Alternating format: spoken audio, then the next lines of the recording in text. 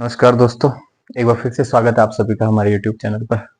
और हमने जो पेपर फर्स्ट के लिए स्कूल लेक्चर के लिए जो सीरीज चला रखी थी, आज उसका नेक्स्ट टॉपिक अपन अध्ययन करते हैं। इससे पहले प्राचीन राजस्थान के अपन ने कुछ टॉपिक डिस्कस किए थे, चारों सभ्यताएं पढ़ी थी।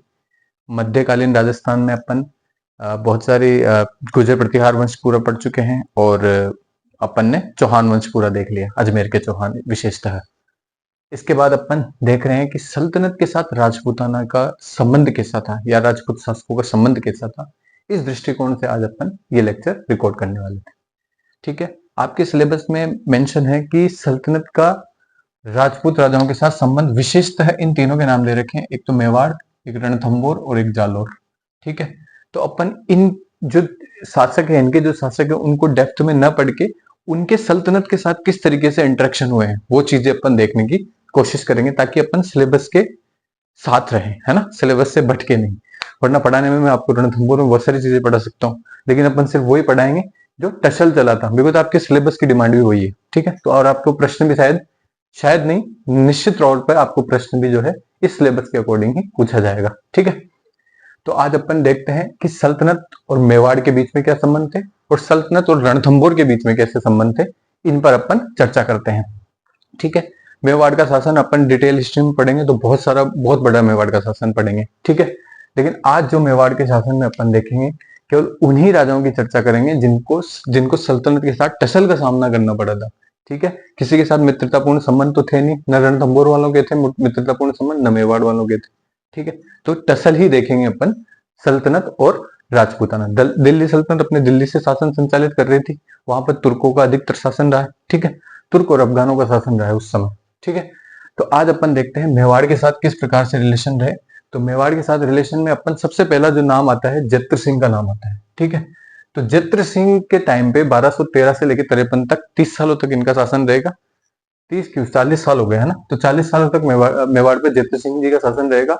और विशेषतः इनको दो सुल्तानों से टकराना पड़ेगा। एक तो इल्तुतमिश से टकराना पड़ेगा शुरुआत में। ठीक है, तो भूताला का युद्ध होगा एक 1227 में। तो 1227 के भूताला के युद्ध में इल्तुतमिश और जत्र सिंह का एक सेनापति था मदन बालक। ठीक है, इन दोनों के बीच में जो है भूताला का युद्ध होता है 1227 में। और इसका जो उल्लेख है, हमें हम्मीर मदवर्दन, गुजरात के शासक हुआ करते थे, तो हम्मीर मदवर्दन लिखा था किसने, जयसिंह सूरी ने। ठीक है, गुजरात के शासक के लिए। तो गुजरात के शासक ने जो है उस टाइम पे भूताला वाले युद्ध में मदद करी थी, किसकी, जत्र सिंह की। ठीक है, तो इस वजह से ये लिखा गया था ये ग्रंथ। ठीक है, लेकिन जो नागदा वाला, जो मेवाड़ की राजधानी हुआ करती थी, तत्कालीन मेवाड़ की राजधानी कौन सी थी, नागदा। ठीक है, तो नागदा को बहुत बुरी तरह से क्षति पहुंचाता है इल्तुतमिश। ठीक है, तो उसको जत्र सिंह को राजधानी ट्रांसफर भी करनी पड़ी थी चित्तौड़ में। तो आप ये देखेंगे कि जत्र सिंह और इल्तुतमिश के समय में भूताला का युद्ध हुआ 1227 में, जिसका जो उल्लेख है अपने को जयसिंह सूरी की हम्मीर मदवर्दन में मिलता है। ठीक है, और भूताला के युद्ध में इल्तुतमिश को बहुत बुरी तरह से हराता है कौन, जत्र सिंह। ये बात का उल्लेख भी अपने को कहां से प्राप्त हो रहा है, हमीद मदवर्दन से। फिर दूसरा जो सुल्तान था नासिरुद्दीन महमूद, तो नासिरुद्दीन महमूद के बारे में भी अपने को जानकारी प्राप्त होती है यहाँ से। ठीक है, तो जत्र सिंह के जो खिलाफ है नासिरुद्दीन मोहम्मद का जो अभियान हुआ था 1248 में, तो 1248 में ये अभियान हुआ था और इसका जो नेतृत्व है किसने किया था, बलबन ने किया था। ठीक है, तो बलबन के नेतृत्व में 1248 में नासिरुद्दीन महमूद ने किस पर अटैक किया, जत्र सिंह पर अटैक किया।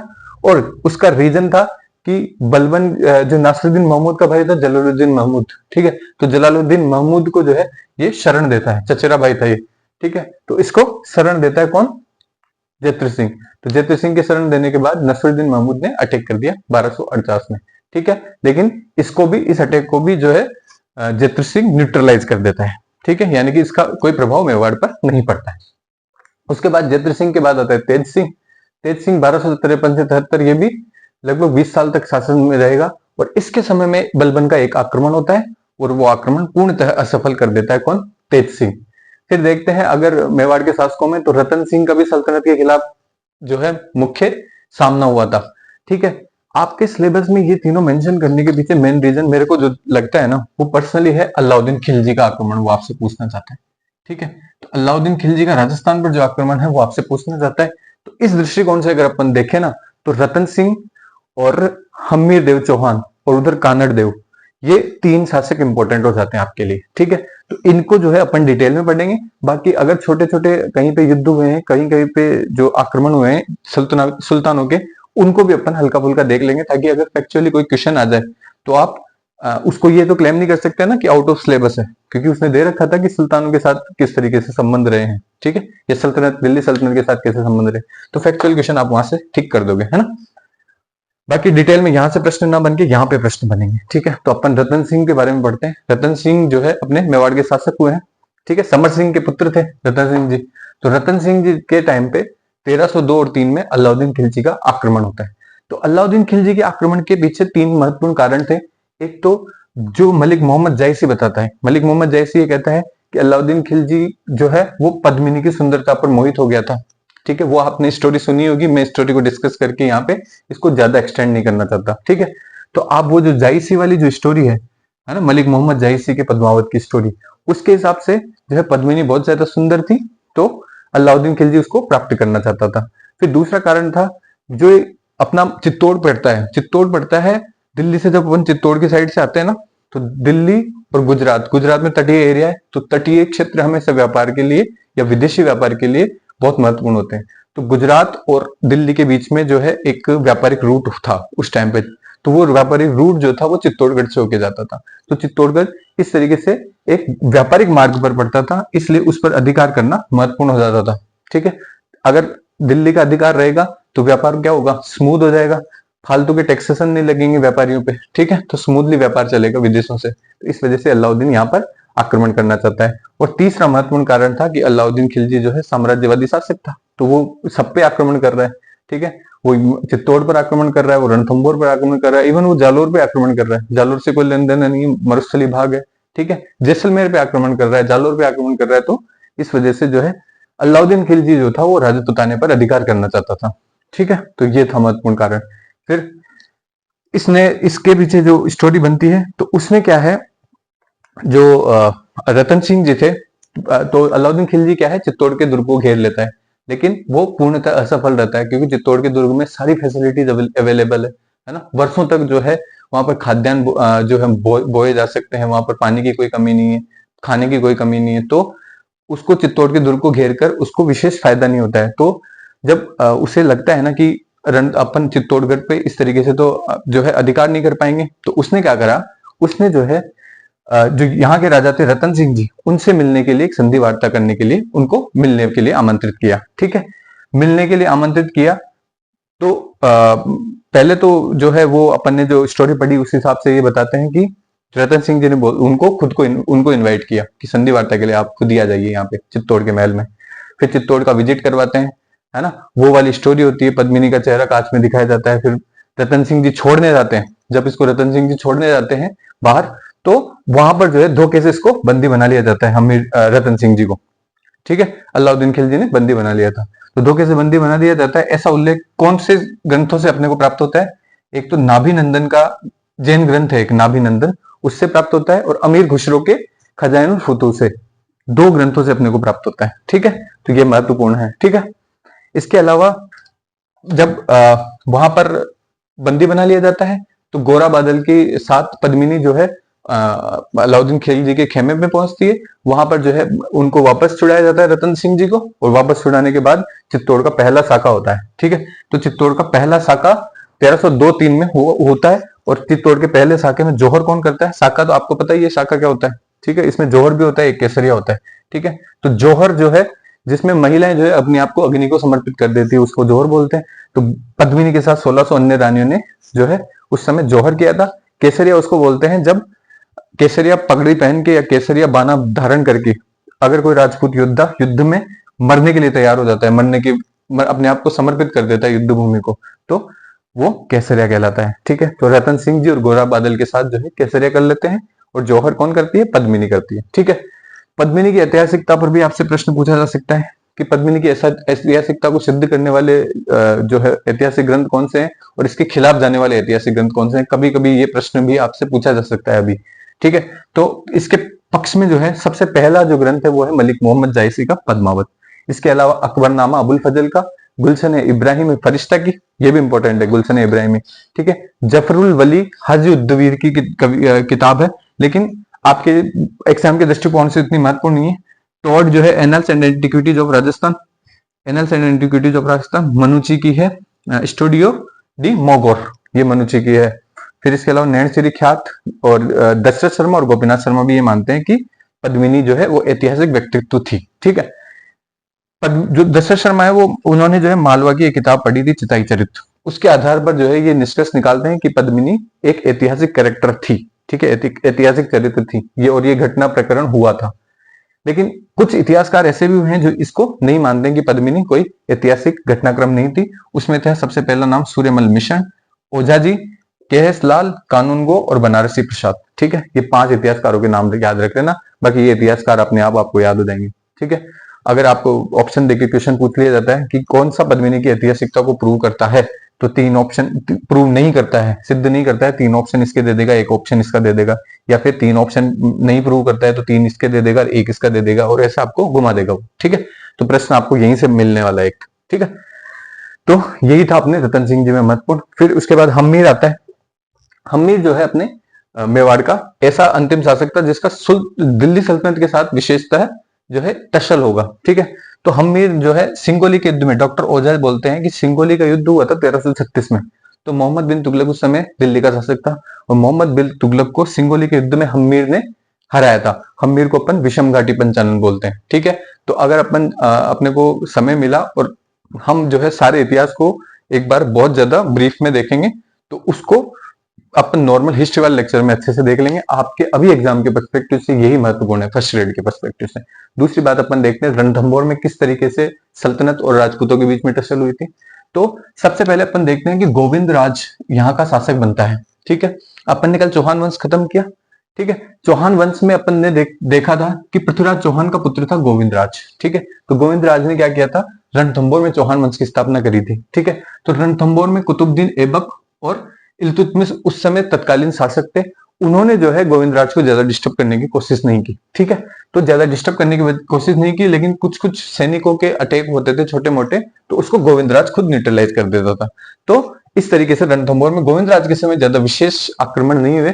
लेकिन उसके बाद वीर नारायण शासक आता है तीसरी चौथी पांचवी वीडियो में जाके। तो इल्तुतमिश का जो है वो अटैक होता है उस समय वीर नारायण के ऊपर। तो इल्तुतमिश का जो अटैक होता है वो असफल रहता है वीर नारायण के ऊपर अटैक, ठीक है। लेकिन जब इनको इल्तुतमिश को लगता है उसने रणथंभौर पर अटैक किया और इल्तुतमिश हार गया, असफल रहा कि वो रणथंभौर पर अधिकार नहीं कर पाया, तो उसने क्या करा, वीर नारायण को संधि वार्ता के लिए दिल्ली बुलाया, और संधि वार्ता के लिए दिल्ली बुलाकर वहां पे उसकी हत्या करवा दी, ठीक है। लेकिन उस समय रणथंभौर का फिर उसके बाद शासक बन जाता है इसका पुत्र वाघभट्ट, ठीक है। तो वाघभट्ट पर भी इन्होंने अटैक करने की कोशिश की, लेकिन ये सब लोग जो है असफल रहे, दिल्ली के सुल्तान असफल रहे, ठीक है। फिर उसके बाद जो है जय सिम्हा आता है, वेरी इंपॉर्टेंट शासक है, आप स्टार मार्क कर लेना। जय सिम्हा जिसको अपन जित्र सिंह भी बोलते हैं, ये लगभग 32 वर्ष शासन करेगा, ठीक है। 1250 से लेके 1282 तक 32 साल शासन करेगा, और इसी पे जो है रणथंभौर में जो 32 खंभों की छतरी है ना, वो इसी के शासन को प्रतिनिधित्व करती है। वो छतरी बनाई थी हमीर देव ने अपने पिता के 32 वर्ष के शासन पूर्ण होने पर, ठीक है। तो ये बात ध्यान रखना। और जय सिम्हा जो है ना, या जित्र सिंह जिसको बोलते हैं, वो नासिरुद्दीन महमूद ने उसके ऊपर अटैक किया था। किसने किया था, वेरी इंपॉर्टेंट है, नासिरुद्दीन महमूद ने इस पर अटैक किया था, और वो भी असफल रहा था। ये भी महत्वपूर्ण बात है, ठीक है। इसके बाद आता है हमीर देव चौहान, ये लगभग 1282 से लेकर 1301 तक शासक बनेगा। और जलालुद्दीन, इसके समय पे 2 अटैक होंगे, ठीक है। एक जलालुद्दीन खिलजी द्वारा अटैक किया जाएगा 1290-91 में, एक अलाउद्दीन खिलजी द्वारा 1299-1301 में अटैक किया जाएगा, ठीक है। तो हमें अपन देखते हैं जलालुद्दीन खिलजी का अटैक होता है 1290-91 में हमीर देव चौहान पे, ठीक है। तो 1290 में झाइन जो है बिल्कुल पास, जिसको रणथंभौर की कुंजी कहा जाती है ना। तो ऐसा दुर्ग, कुंजी कौन सा दुर्ग कहलाएगा, किसी भी अगर कोई दुर्ग है उसके जो पास में, सबसे पास में जो दुर्ग होता है उसको अपन बोलते हैं उस दुर्ग की कुंजी। ये दुर्ग क्या करेगा, जो ये सैनिक आएंगे ना बाहर से, जो इस पे घेरा डालकर रखेंगे, उनके लिए शेल्टर प्रोवाइड करेगा। इसके साथ साथ यहाँ पे इनके लिए खाने पीने की सारी व्यवस्थाएं भी की जा सकती है, रहने की व्यवस्थाएं की जा सकती है। तो ये घेरा डालकर ज्यादा लंबे समय तक जो है रह सकेंगे। कोई भी जो दुर्ग पे इस पे अटैक करने आया है मुख्य दुर्ग पर, तो उसके शेल्टर में जो दुर्ग होता है उसको अपन क्या बोलते हैं, उस दुर्ग की कुंजी, ठीक है। अपन बहुत सारे दुर्गों में देखेंगे, आगे भी देखेंगे अपन, है ना। तो जो झाइन का दुर्ग है वो रणथंभौर की कुंजी कहलाता है। उस उज्जैन के दुर्ग को 1290 में जीत लेता है और उसका नाम बदल के क्या नाम रख देता है जलालुद्दीन खिलजी? नौशहर। वेरी इंपॉर्टेंट है, ये प्रश्न आपसे पूछा जा सकता है ना? अभी तक पूछा नहीं गया शायद। तो जैन के दुर्ग को नौशहर नाम दिया गया है जलालुद्दीन खिलजी द्वारा। ठीक है, तो यहाँ का प्रशासक जो है गुरदास सैनी रहता है उस टाइम पे। तो गुरदास सैनी को जो है प्रशासक कौन बनाता है? हम्मीरदेव चौहान। तो गुरदास सैनी को जो है वहां पे लड़ता हुआ जो है वो वीर गति को प्राप्त हो जाता है। तो कौन जैन के दुर्ग पर वीर गति को प्राप्त होने वाला हम्मीर का सेनापति कौन था? तो ये सेनापति के नाम से पूछा जा सकता है या फिर प्रशासक के बारे में भी पूछा जा सकता है। तो वो था गुरदास सैनी। और गुरदास सैनी के अलावा और आपको भीम सिंह भी नाम देगा, भोज भी नाम देगा। ठीक है, तो आपको यहाँ पे कंफ्यूज नहीं होना है। तो जलालुद्दीन खिलजी ने जब अटैक किया था ना जैन दुर्ग पे, तो गुरदास सैनी वहां का प्रशासक था और वो लड़ता हुआ मारा गया था। इसके बाद रणथंभौर का घेरा डालते हैं। वो जैन के दुर्ग पर अटैक करके अधिपत्य में ले लिया। अब रणथंभौर का घेरा डालेंगे, लेकिन वो पूरी तरह से असफल रहते हैं। ठीक है, तो जलालुद्दीन खिलजी या जेके जिसको अपन बोलते हैं, वो असफल रहता है अपने कार्यों में पूरी तरह से। तो और वो क्या बोल के जाता है फिर बाद में कि ऐसे 10 दुर्गों को भी मैं मुसलमान के एक बाल के बराबर महत्व नहीं देता। कारण रणथंभौर का दुर्ग भी भव्य दुर्ग है। ठीक है, वहां पे भी खाने पीने की व्यवस्था प्रॉपर रहती है ना? साल भर पानी रहता है, तालाब है बहुत सारे, पानी और खेती करने के लिए पूरी जमीन पड़ी हुई है वहां पे। तो वहां पे भी जो है सस्टेन करना बहुत आसान रहता है ना, 1-2 साल तक वहां पे फर्क नहीं पड़ता जब अगर घेरा डाले हुए बाहर से कोई। तो ठीक है, तो इस वजह से जो है रणथंभौर का जो घेरा है वो असफल रहता है। किसका? जलालुद्दीन खिलजी का। ये बात कौन कौन कहते हैं? ये बात खुसरो भी मानता है और ये बात बर्नी भी मानता है। ठीक है, तो ये दोनों लोग इस बात को मानते हैं। और असफल होने के बाद जब ऐसे अपन ने वो लोमड़ी वाली कहानी पढ़ी है ना, तो लोमड़ी वाली कहानी में भी तो खट्टे अंगूर वाली बात है। ठीक है, तो 10 दुर्ग जीत नहीं पाया तो 10 दुर्ग को मुसलमान के बाल के बराबर भी मैं तो नहीं देता। ठीक है, तो वो वही बात है कि अंगूर तो खट्टे हैं। ठीक है, नेक्स्ट अपन देखते हैं अलाउद्दीन खिलजी। तो 1299 और 1301 में अलाउद्दीन खिलजी द्वारा अटैक किया जाता है यहाँ पर। और अलाउद्दीन खिलजी का अटैक करने का जो महत्वपूर्ण कारण था वो था साम्राज्यवादी, क्योंकि दोनों साम्राज्यवादी थे। अलाउद्दीन खिलजी भी साम्राज्यवादी है और कौन? हम्मीरदेव भी साम्राज्यवादी, दोनों साम्राज्यवादी हैं।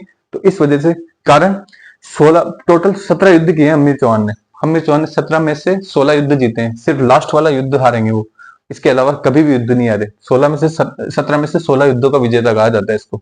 ठीक है, फिर साम्राज्यवादी। फिर इसने क्या किया था हम्मीरदेव चौहान ने मोहम्मद शाह और केहब्रू को जो है शरण दे रखी थी। डॉक्टर दशरथ शर्मा के हिसाब से इन मंगोल आक्रांताओं को या मंगोल शरणार्थियों को शरण देने की वजह से जो है अलाउद्दीन खिलजी इन पर अटैक करता है। ये कौन मानते हैं? दशरथ शर्मा।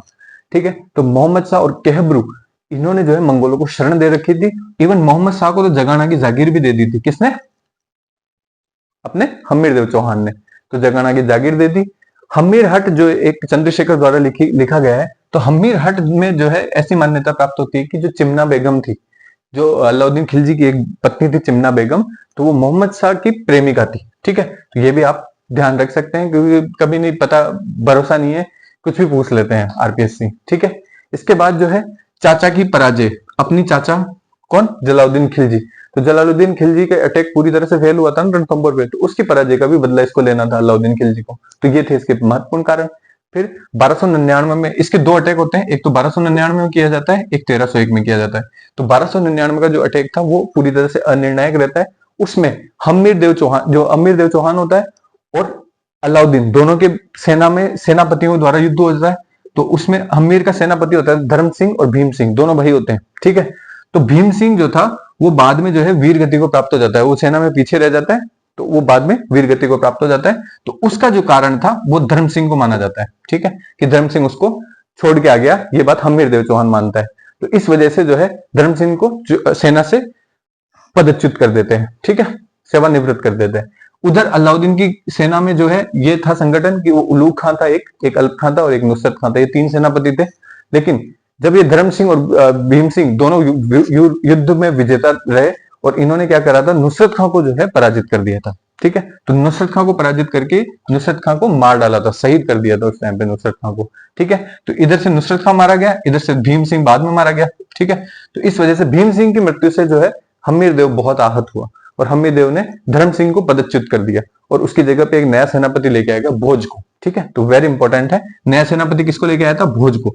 ठीक है, लेकिन भोज जो है जैसे सेनापति बना, रणथंभौर पर धन का संकट आने लगा। तो भयंकर धन संकट की आपूर्ति के लिए भीम सिंह ने वापस राजा के पास जाता है, हमीर देव के पास, बोलता है कि भाई साहब मेरे पास प्लान है, मैं प्लान लगा के टैक्सेशन, इस तरीके का टैक्सेशन करूंगा कि अपन जो है अपने पास धन की जितनी भी कमी है वो सारी पूर्ति हो जाएगी। ठीक है, तो भीम सिंह ने धन की पूर्ति का आश्वासन देके वापस अपना पद वापस प्राप्त कर लेता है, वो सेनापति का पद।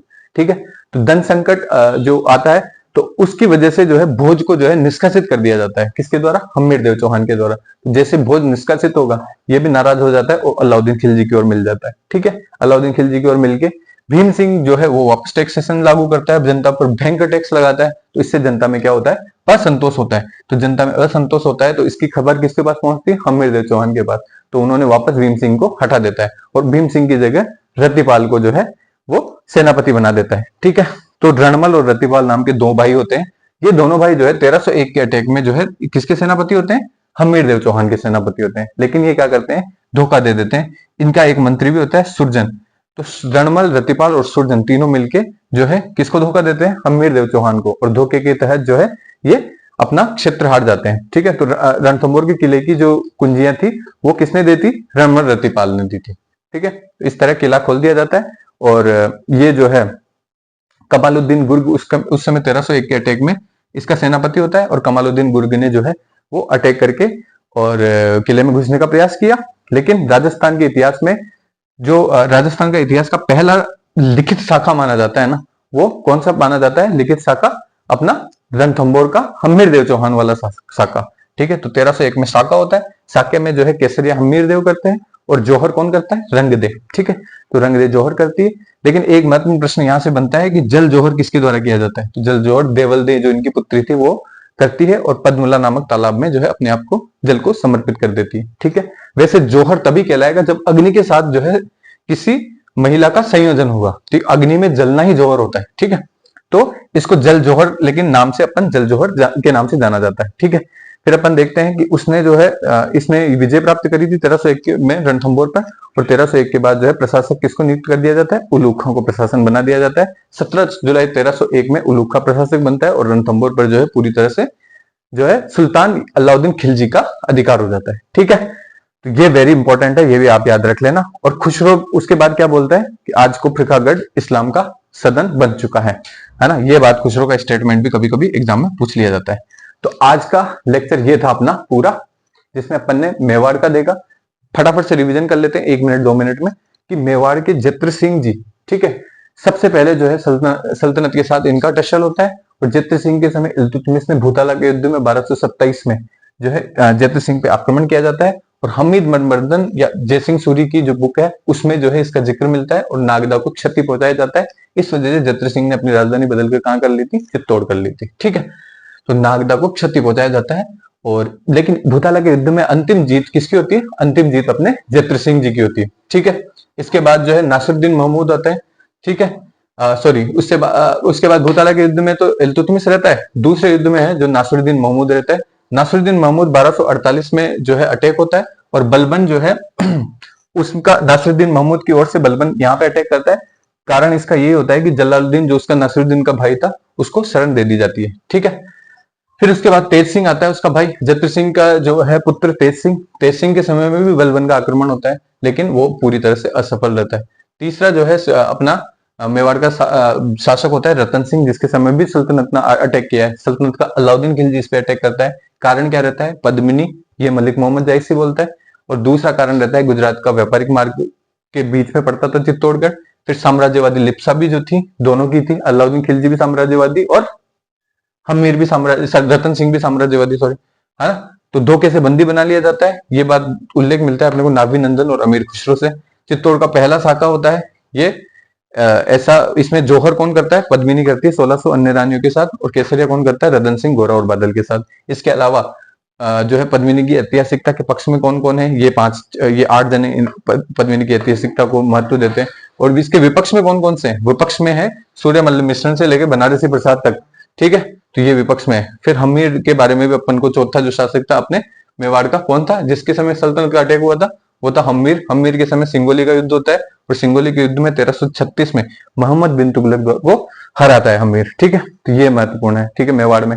रणथंभौर में अगर अपन देखते हैं तो गोविंदराज, ठीक है, वो कुतुबुद्दीन और इल्तुतमिश जो है उसके साथ सामंजस्य स्थापित करने का प्रयास करता है, लेकिन कुछ छोटे मोटे अटैक के अलावा जो बड़ा अटैक नहीं होता है इसके टाइम पे, गोविंद राज के टाइम में। लेकिन वीर नारायण के समय में जो है इल्तुतमिश का भयंकर अटैक होता है, लेकिन वो असफल रहता है और उसको दिल्ली बुलाकर जो है इल्तुतमिश संधि वार्ता के लिए बुलाता है और वो उसका वध कर देता है। इसके बाद जो है वीर नारायण के बाद वाघभट्ट आता है। वाघभट्ट जो है वो भी दिल्ली सल्तनत के किसी भी अटैक को सफल नहीं होने देता है। जय सिंहा या जत्र सिंह जो है उसने जो उसके समय में नासिरुद्दीन महमूद अटैक करता है और वो भी असफल रहता है, ठीक है। लेकिन हम्मीर देव चौहान के समय में अलाउद्दीन खिलजी और जलालुद्दीन खिलजी, ठीक है, तो दो जनों ने अटैक किया था, ये चाचा भतीजों ने। तो जलालुद्दीन खिलजी ने 1290-91 में अटैक किया था, जाइन दुर्ग को जीता सबसे पहले और उसका नाम नौशहर बना दिया। उसके समय में जो है गुरदास सैनी जो वहां का प्रशासक हुआ करता था वो वीरगति को प्राप्त हो जाता है। बाद में जब रणथंभौर का घेरा डाला गया, ठीक है, उसमें जो है वो असफल रहता है और ये घोषणा करता है कि ऐसे 10 दुर्गों को मैं मुसलमान के इकबाल के बराबर भी महत्व नहीं देता। इसके बाद अलाउद्दीन खिलजी का अटैक होता है 1299 से 1301 में। इसका रीजन ये होता है कि दोनों साम्राज्यवादी थे और मोहम्मद शाह और केहबरू, ठीक है, दोनों मंगोलों को शरण दे रखी थी उसने। और इसके चाचा के जो पराजय थी, जलालुद्दीन खिलजी की जो पराजय थी, वो उसका भी बदला कौन लेना चाहता है? अलाउद्दीन खिलजी। तो उसने 2 अटैक किए, 1299 पे अटैक किया था, वो अनिर्णायक रहा था। और हम्मीर जो थे उसके 2 सेनापति रहते हैं, धर्म सिंह और भीम सिंह। अलाउद्दीन के भी 3 सेनापति रहते हैं, उलूग खां, अल्प खां और नुसरत खां, ठीक है। नुसरत खां इस युद्ध में मारा जाता है। इधर भीम सिंह जी भी वीरगति को प्राप्त कर जाते हैं। तो उसका आरोप धर्म सिंह जी पे लगा के जो है हम्मीर देव जो है उसको अपने पद से हटा देता है और नया सेनापति भोज को बना देता है।